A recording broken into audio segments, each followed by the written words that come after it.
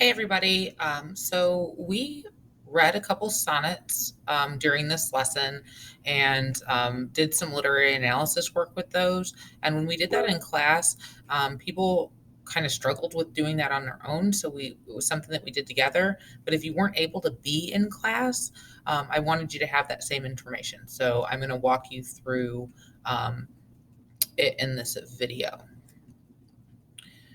So, if you go to assignments in Canvas, you're looking for the Sonnets Literary Analysis Worksheets, and you're going to need to pause this video and read the sonnets first. So, the link to reading the sonnets is in number 1, and there's actual audio for the poems that you can also access. All right, so go ahead and pause the video and read the 2 poems that we're working with today. All right, now that you've read the poems, you can look at doing the literary analysis worksheet. So if you click on the link to the PDF, it'll open up the PDF for you. And then you'll need to open it with Kami so that you can annotate. So this is the same program that we've been using all year to annotate sheets like this, to fill in these worksheets. So here we are. So the chart that you're filling out is asking you to look at the structure of each of these sonnets and to figure out what type of sonnet they are, either Italian or English. So you learned about Italian and English sonnets or Petrarchan and Shakespearean sonnets in the video that you watched before you moved on to attempting to do this.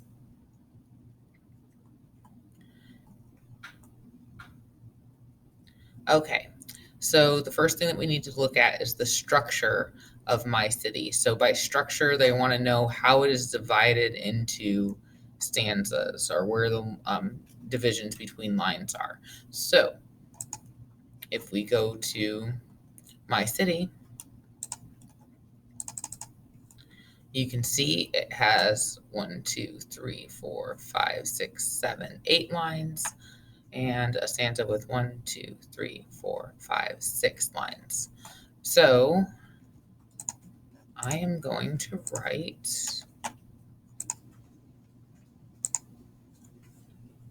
8 lines, 6 lines. All right, and I'm going to keep working with this poem. I'm going to do one poem at a time rather than go back and or fill this chart out across. I'm going to fill it out downwards. So the next thing that we're going to look at is the rhyme scheme. And when you're determining rhyme scheme, you express it in you use letters to represent the pattern that the words are rhyming in. So that can be kind of tricky. That was another thing that folks struggled with when we were doing this. So let's go ahead and do that together. All right, so go ahead and get and we're gonna make this a little bit smaller and we're gonna make it red. Okay, so the first word at the end of the line, first line ending word is night. So since that's our first word, we're going to use the letter A. We're going to look at the next word. It's cross. It does not rhyme with night, so we're going to use a new letter, B. Then we're going to go to the next word, lost, or loss. Does it rhyme with any of the words that have come before it? Yes, it does. It rhymes with cross, so we're going to use B because those 2 words rhyme, so they are part of the same rhyming set. We use the same letter to note that they have the same rhyming relationship. So then we go to sight, night. Okay, so we're going to use A. Now we go to trees. Do we have any words that came before this that rhyme with trees? And remember, we're just looking at the ends of the lines here. No, we don't, so we're going to use the next letter in the alphabet, C. Next, we have birds. If we look back, do we have anything that rhymes with birds? No, we do not, so we go to D. Now we have herds. Do we have anything that comes before this that rhymes with herds? Yes, we do, birds, so we're going to use D. Let me move this up just a little bit. And then we finally have these. Does that rhyme with anything that's come before it? Yes, it does. Trees. And trees we used C, so we're going to use C here too. All right, now we move on to the next stanza. Smells. Doesn't rhyme with anything that we've done before, so we're going to have to go to the next letter, which is E. Then we have comes. Doesn't rhyme with anything that we've had before, so we're going to go to the next letter, F.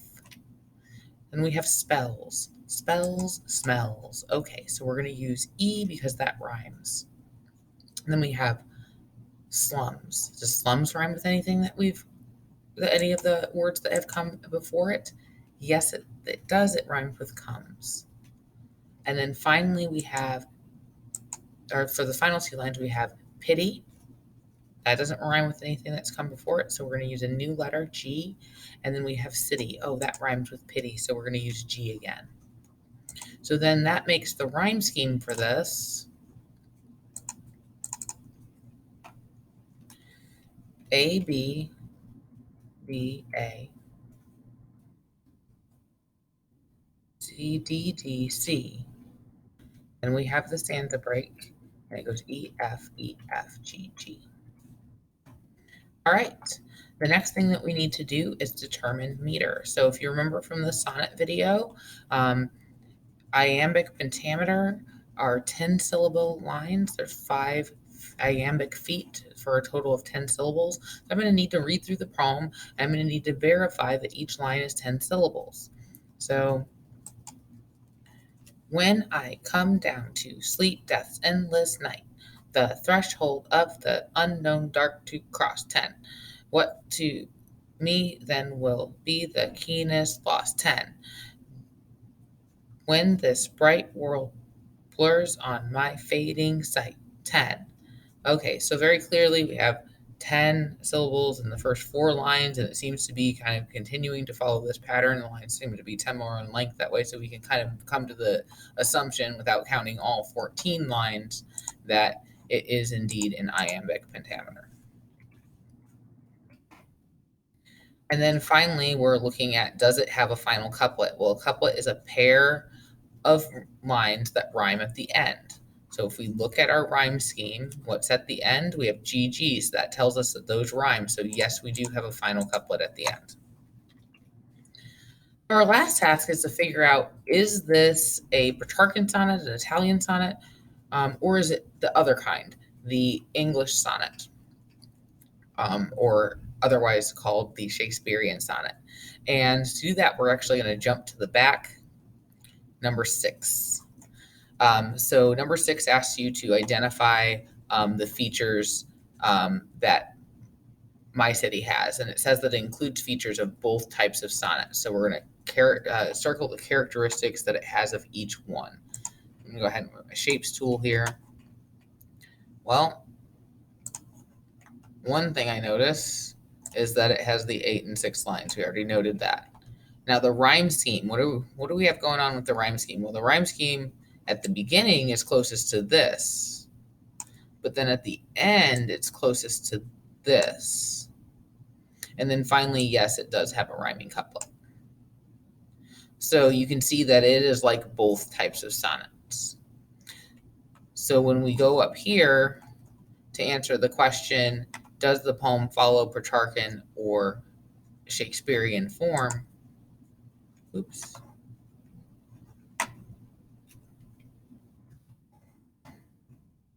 We're going to write that it does both. Okay. The only other question that relates to this poem, and this is another tricky one, is number 7. It says, what is the function of the stanza break in Johnson's poem? Well, to answer that question, we really just need to think about the video that you watched at the beginning of this lesson on sonnets. Last thing that the guy talked about was something called the volta, the turning point. And he said that that occurred at line 8 in a Petrarchan sonnet, and either line 8 or 12 in a English sonnet. So if we look at where the line break is occurring, it's occurring after line 8.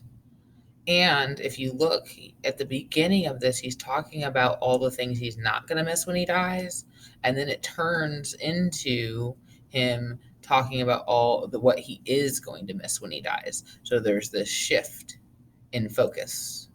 And that shows us then that this line break is really showing us the turning point or the volta. So that is what I would write for number 7, is that it shows or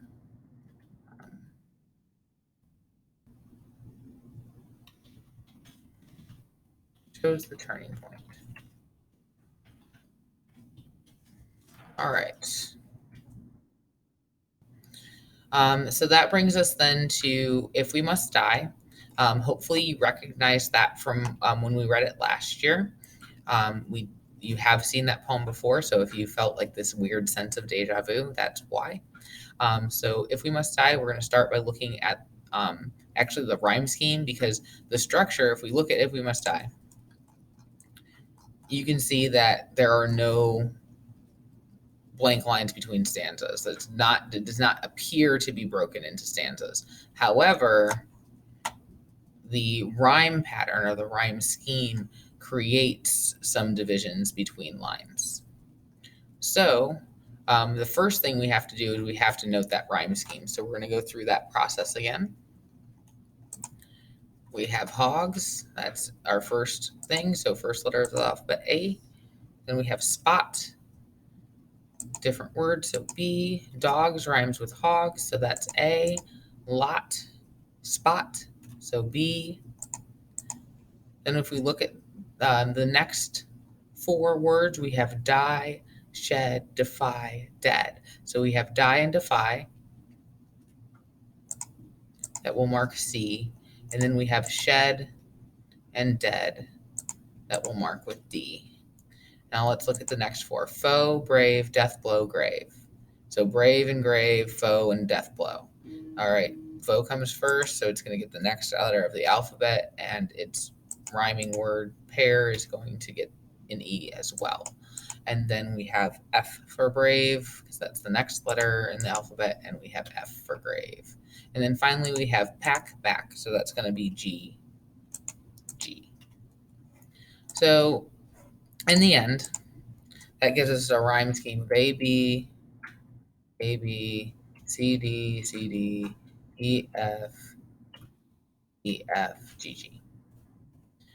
If we count, and so if we look at the, we have different pairs of rhyming words. We have sets of 2 pairs each. And so we kind of get this division in the changing of the pattern and the changing of the rhyme. So we have 4 lines, 4 lines, 4 lines, and then 2.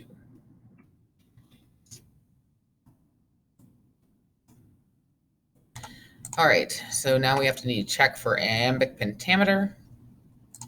So that's where we're counting the syllables in each line. So if we must die, let it not be like hogs. 10. One hunted and pinned in an inglorious spot. 10. While round us bark the mad and hungry dogs. 10. Making their mock at our accursed lot. 10. So we see that pattern of 10 occurring again. We can say, yes, it's iambic pentameter, and then do the final 2 lines rhyme? Yes, they do. So we do have a final couplet. All right, so that should get you started with filling this out. The rest of the questions, everybody was able to tackle on their own, so please tackle that on your own. Some people did have a question about number 9. Number 9 is completely your opinion. There is no right or wrong answer. You just need to support whatever side you take. All right. Best of luck. Email me if you have any additional questions. And sorry we missed you.